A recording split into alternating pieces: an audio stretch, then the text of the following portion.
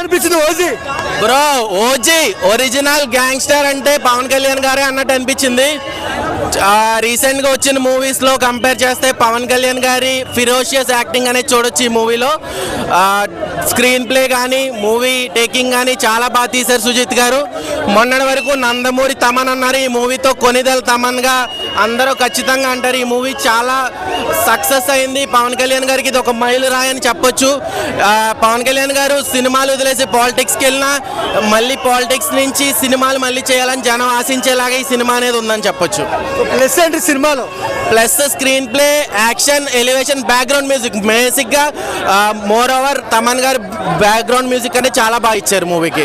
Omi characterisation ఎలా ఉంది? ఓమి కూడా చాలా బాగుంది, ఎక్కడ కూడా విలన్ తక్కువ చేయలేదు. ఓమి ఎలివేషన్స్ కానీ ఆయన బ్యాక్గ్రౌండ్ మ్యూజిక్ కానీ చాలా బాగుంది మూవీలో. పవన్ కళ్యాణ్ గారు ప్రీ రిలీజ్ లో చెప్పినట్టు హీరోయిన్ పాత్ర అనేది చిన్నగా ఉంటుంది. సినిమా అయితే ఓవరాల్ గా చాలా బాగుంది. ఇప్పటి వరకు వచ్చిన పవన్ కళ్యాణ్ గారి యాక్షన్ మూవీస్ లో ఈ సినిమాలో ఆయన ఫిరోషియస్ యాక్టింగ్ అనేది చూస్తారు. సినిమా ఫ్యాన్స్ కి 100% నచ్చుతుంది.